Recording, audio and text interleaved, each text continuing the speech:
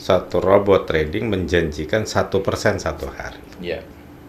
Kalau kita lihat dari suku bunga di Amerika Serikat, Ya. 1 tahun tuh cuma 0,25%. Oke. Sedangkan robot ini menjanjikan 1 hari 1%. Saya nabung di BCA aja cuma 1 tahun dapat 3%. Harusnya BCA yang beli. Ya. Perbankan, bukan saya. Ya. Ya. Kenapa mereka nggak beli? Karena mereka tahu itu bohong. Saya beli kaos sama bapak 1 atau kemeja 1, boleh dong Pak, bapak ada kan? Ya. 2 boleh Pak. Ya. Pak, saya minta hari ini tolong kirim 10 kontainer, bapak bisa nggak? Ya jelas nggak mampu. Nah itulah yang terjadi Pak. Nah kalau emang nggak mampu, apa yang mereka lakukan sesungguhnya? Nah, Ponzi. oh yang manikin tadi itu ya Pak ya? Ya mau dilebar kemana? Mereka putar-putar.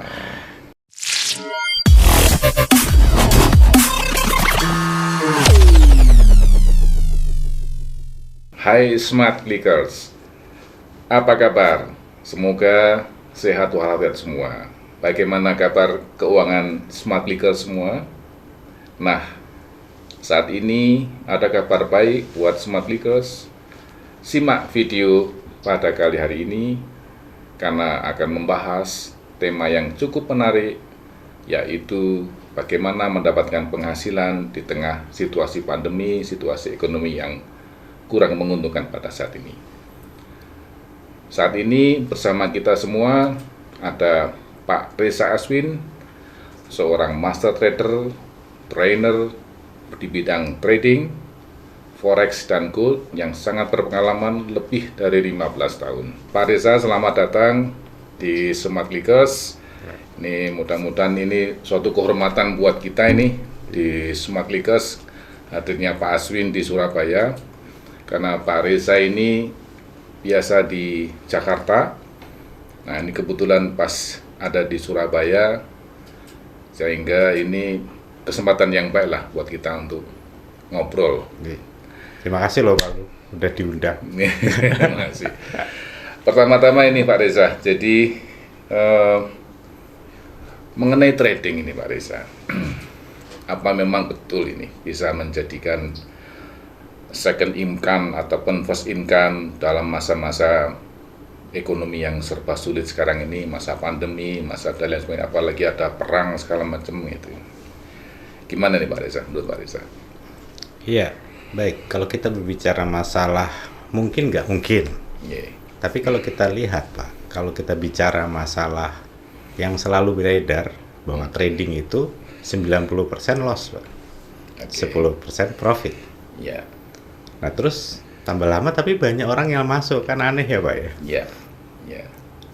Kalau kita ngelihat 90% loss dan 10% profit, itu sebaiknya jangan dilihat kegagalannya. Kita coba lihat bahwa apabila kita bergaul dengan 10 orang konglomerat, nomor 11 pasti kita Pak. Ya. Kalau kita bergaul dengan 5 orang penjahat, nomor 6 ya pasti kita kan Pak. Iya. Artinya apa Pak? Kita sebenarnya salah gaul Pak. Oke. Jadi komunitasnya salah. Ya. Nah, Ya. masuklah ke dalam komunitas yang baik gitu. Kalau mau trading, cari komunitas yang baik. Nah, komunitas yang baik itu ciri-cirinya bagaimana nih Pak Reza? Apakah gurunya ataupun trainernya yang baik, yang betul, ataukah lingkungan teman-temannya yang baik atau yang betul, itu yang bagaimana gitu Pak Reza? Baik. Sebenarnya kalau kita berbicara masalah yang baik, komunitas yang baik itu, yang pertama tuh mereka selalu edukasinya di depan, Pak. Edukasi depan. Jadi pada saat kita mau berbisnis itu bukan modalnya di awal, Oke. tapi edukasi di awal. Belajar dulu. Belajar dulu. Investasikan waktu Anda sebelum Anda investasikan uang Anda, kan itu Pak. Ini Smart Clickers yang berbahagia. Jadi mesti belajar dulu lah sebelum kita menaruh uang kita. Kalau bahasa Inggrisnya mungkin learn before earn kan gitu. Betul. Ya. Nah, kalau menurut Pak Reza, apakah lembaga-lembaga edukasi yang sekarang ini sudah baik semua untuk di bidang trading ini? Ya, kalau kita lihat itu kan itu cuman permasalahannya lisensinya ada nggak? Kalau kita bicara itu kan harus tinggal pemerintah atur lah regulasinya gitu. Nggak setiap orang bisa ngajar, nggak setiap orang bisa jadi mentor. Tapi intinya kalau saat ini belum ada. Diatur, ya ada lebih baiknya kalau nanya itu jangan sama mentornya, Pak. Kalau nanya sama mentornya, pasti mentornya tradingnya bagus, Pak. Nanya itu sama komunitasnya, sama membernya, profit enggak, ya kan? Itu yang pertama. Jadi kalau membernya profit semua, tandanya komunitasnya kan positif, Pak. Otomatis biasanya ujungnya positif. Yang kedua, tentunya kalau mau cari mentor ya kan tinggal ketik di Google, Pak. Namanya ada enggak? Berarti nama Pak Reza Aswin ini... Saya nggak ngomong gitu, Pak. Tapi kalau saya lihat, Pak, yang gampang ya, Pak. Saya kan datang dari Jakarta, datang ke Surabaya itu saya makanan yang paling ngetop di sini kan rujak cingur, Pak. Itu saya ketik di Google ada loh, Pak. Padahal orang Amerika nggak tahu loh, Pak. Ini untuk membuktikan di Smart Leakers bahwa nama Pak Reza Aswin, kalau Smart Leakers semua mengetik di YouTube atau mengetik di Google itu pasti muncul ini. Pasti muncul. Baik itu di YouTube maupun di Google Search itu pasti muncul. Gitu ya, Pak ya. Ya, jadi pada saat kita mau percaya sama seseorang, apapun itu, tidak hanya mentor, Pak. Tidak hanya mentor. Kita mau kenal, mau berbisnis sama orang, mau taruh duit bisnis sama orang, kerja sama, ketik dulu coba di Google. Nah, pas diketik ternyata nama tersebut banyak penipuannya. Ya jangan, kan gampang ya Pak sebenarnya. Sederhana kan. Kira-kira. Jadi intinya kita sebelum masuk ke dunia trading untuk menjadi income tadi, menjadi penghasilan itu, kita mesti harus smart dulu kan Pak ya. Betul. Nah, ini yang kunci atau keywordnya buat Smart Leakers semua. Memang betul di trading bisa menghasilkan uang, bisa menghasilkan pendapatan atau penghasilan ya Pak ya. Hanya saja harus smart. Smart investing supaya tidak terjadi malinvestasi kan gitu ya Pak ya. Gitu. Karena kalau konsepnya kan begini Pak, setiap suatu ekonomi, suatu negara sedang krisis, terjadi suatu penurunan ekonomi, perlambatan ekonomi, yang terjadi itu kan biasanya banyak PHK, betul ya Pak ya. Lalu kalau nggak PHK ya gaji diturunin, kan nggak ada offset ya Pak ya. Atau perusahaannya memang tutup. Nah, setelah mereka nggak punya pekerjaan, otomatis larinya kemana Pak? Ke bisnis online. Betul ya Pak ya. Nah, salah satunya biasanya mereka langsung yang cari gampang adalah di saham, gitu ya Pak ya. Di forex kan gitu ya. Nah, satu lagi jangan lupa Pak, money game pasti ngikut. Penumpang gelapnya. Gitu. Selalu. Coba Bapak lihat, setiap krisis terjadi 98 Pak ada. Money game itu selalu ada pada saat ekonomi sedang memburuk. Selalu ada. Tapi kalau ekonomi sedang baik, nggak mungkin Pak. Kenapa? Karena Bapak sedang mempunyai suatu bisnis yang bagus. Ditawarin iming-iming, pasti Bapak bilang, nggak mungkin ini. Kan gitu ya? Tapi kalau bisnis atau ekonomi sedang lesu, money game pasti masuk. Baik. Nah, terkait dengan banyaknya hal-hal yang negatif di dunia trading itu, sekarang ini kan lagi marak ini Pak, entah itu viral ini ya, robot trading gitu. Atau yang kedua ini yang barusan aja ini, yaitu yang binary option, mereknya Binomo ini banyak yang ya tadi kalau Pak Reza tadi bilang kalau diketik muncul itu, diketik di Google muncul, ini nama-nama yang di robot trading maupun di binary option atau Binomo itu kan muncul juga itu Pak, nama-nama besar itu. Entah itu yang disebut dengan crazy rich ataupun not really rich itu. Itu gimana nih Pak ini untuk melihat itu? Ya kalau kita bahas satu-satu Pak. Kita ngomong robot dulu Pak. Baik Pak. Pertanyaannya adalah robot trading itu bagus apa enggak? Robot itu sebenarnya suatu program. Bukan kayak transformer gitu, ada bentuknya, cuma program sebenarnya. Jadi buy dan sell-nya itu bisa otomatis. Jadi indikatornya otomatis, eksekusinya juga otomatis. Permasalahannya adalah program ini dibuat dasarnya apa Pak? Ada logiknya. Nah, logiknya ini apa? Nah, selama logiknya menggunakan teknikal, percaya sama saya, itu adalah belum bisa teruji dengan baik, bisa konsisten. Saya nggak percaya itu. Mostly kan robot trading itu kan technical semua, Pak. Saya mau tanya sama Bapak sekarang. Ya. Kalau memang technical itu memang bisa menguntungkan dengan jangka waktu panjang, Ya. kenapa ekonomi Indonesia nggak pakai technical, Pak? Ya. Pertanyaan kedua, Ya. Ya. kalau ada, coba Bapak kita diskusi sharing. Iya, Pak. Bom meledak duluan, Ya. harga emas naik, atau harga emas naik dulu baru bomnya meledak? Iya. Mestinya bom meledak dulu. Tuh. Artinya ada berita atau news, atau kalau di dunia trading mungkin Pak ya, namanya fundamentalnya dulu. Gitu. Jadi yang cerita ini adalah sebabnya ada sebab dulu baru akibat. Sebabnya itu fundamental, akibatnya itu teknikal. Yang di price action harga segala macam gitu ya, Pak. Nah sekarang akibatnya lah yang dibuatkan robot. Ya otomatis kan kena stop loss terus, Pak. Oke. Tapi kalau sebabnya, udah otomatis akibatnya pasti benar kan. Ya. Ya. Kalau sebabnya dia terjadi, contoh yang gampang, Pak, akhir-akhir ini kan kita lihat Omikron tuh naik terus. Ya. Ya kan? Grafiknya naik, Pak. Yang kemarin. Yang kemarin naik terus nih, Pak. Ya. Ya. Tiba-tiba, Pak, pemerintah keluarkan instruksi 2. 1 PPKM, Ya. 2 vaksin. Ya. Setelah itu grafiknya turun nggak, Pak? Turun. Pertanyaannya, grafik turun dulu baru divaksin apa vaksin dulu baru turun? Sama dengan kalau mobil ini, Pak. Iya. Indikator bensin itu. Iya. Bensinnya habis dulu atau indikatornya yang turun dulu kan? Iya.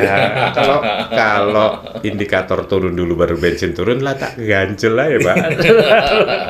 Berarti itu apa namanya, mal indikator lah istilahnya. Gitu. Artinya selama ini kita selalu berbicara masalah akibat dulu, dan itulah yang dibuat menjadi otomatis. Ini yang menurut saya ini agak salah. Harusnya dibuatnya itu sebabnya dulu. Iya, iya. Nah, fundamental itu berbicara masalah sebab, teknikal itu adalah akibatnya. Jadi yang terbaik adalah memadukan keduanya. Saya nggak mengatakan fundamental bagus loh, Pak. Iya, iya. Fundamental itu gunanya untuk memilih instrumen keuangan apa yang sedang rame. Ya. Nah, yang terjadi para trader ini jatuh cinta kepada pair tertentu kan begitu ya, Pak ya. Jatuh cinta nggak berubah-ubah lah gitu lah ya. Ya sekarang itu kan agak nggak logis, Pak, karena saat pandemi seperti ini, yang bagus itu jualan masker apa jualan tiket bioskop? Iya, ya pastinya ngikutin tren.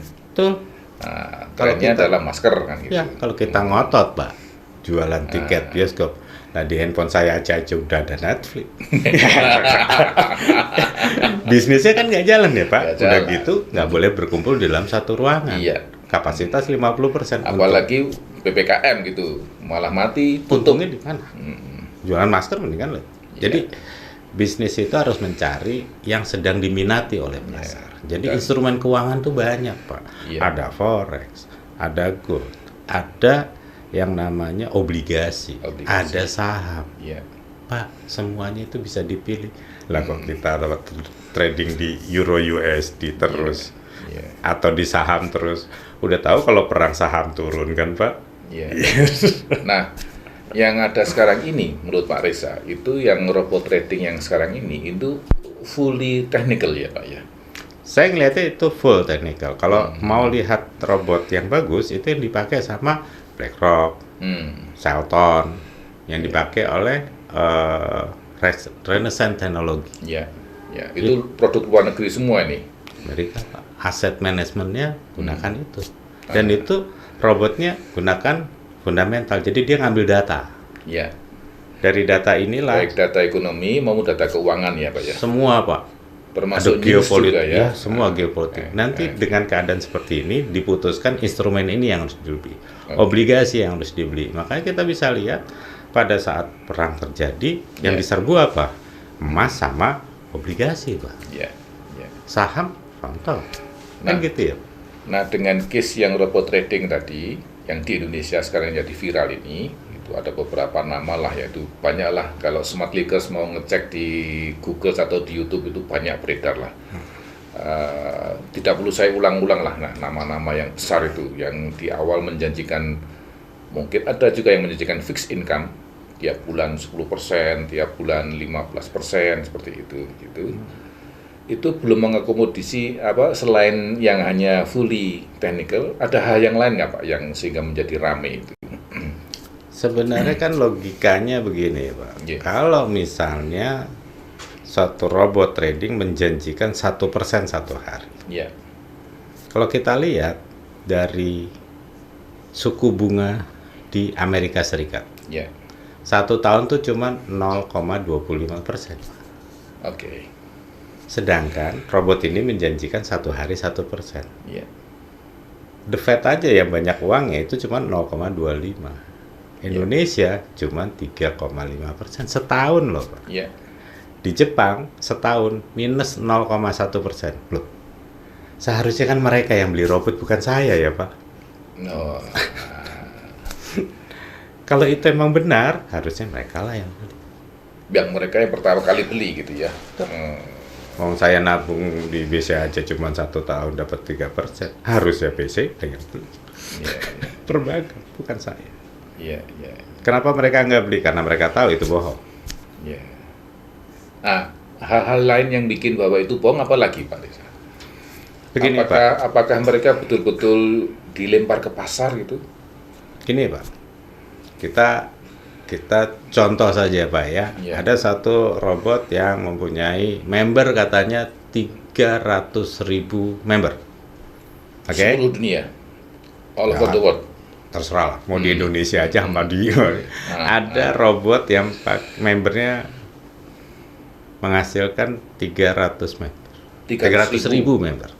Pertanyaan saya Pak, nggak usah lah 1 lot. Kalau tradingnya 0,1 lot, Ya, tandanya berapa lot Pak? 30.000 lot. 30.000. Clear Pak?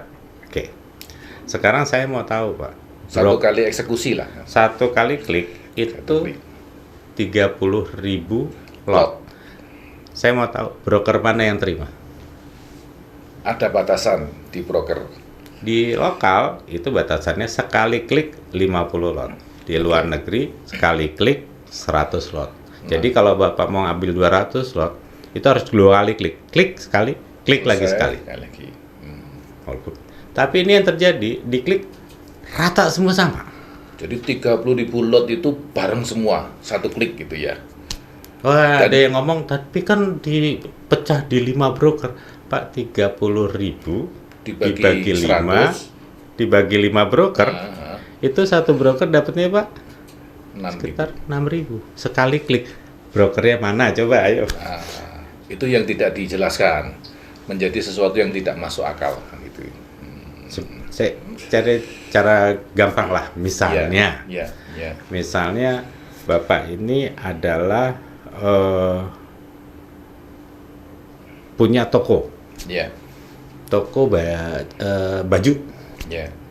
Nah, saya beli kaos sama Bapak 1 atau kemeja 1, boleh dong Pak, Bapak ada kan? Ya. 2 boleh Pak. Ya. Pak, saya minta hari ini tolong kirim 10 kontainer, Bapak bisa nggak?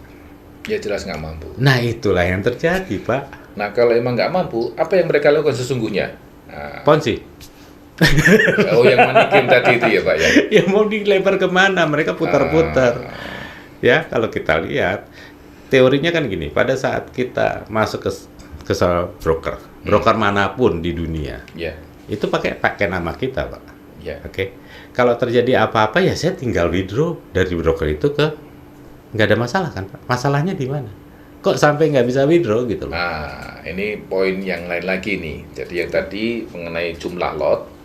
Nah, yang kedua ini indikasi yang lain adalah tidak bisa withdraw. Nah, ini menjadi bolehlah dikatakan penipuan ataupun pelanggaran lah. Minimal pelanggaran kan gitu. Ya. Kalau saya nih Pak, saya buka account di broker namanya X. Ya. Itu adanya di dalam negeri. Ya. Saya buka yang Y di luar negeri. Ya. Itu mau pakai changer, pakai PayPal segala. Tapi uang saya bisa di withdraw dong. Nah, Ini gara-gara changernya terus nggak bisa di urusannya apa gitu. betul.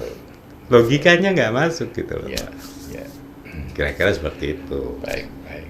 Jadi smart clickers kita perlu smart untuk melakukan trading maupun untuk memilih jenis-jenis investasi yang ditawarkan oleh banyak sekali marketing ataupun pemasaran-pemasaran yang ada di sekitar kita. Nah, yang kedua nih Pak, yang mengenai binomo atau binary.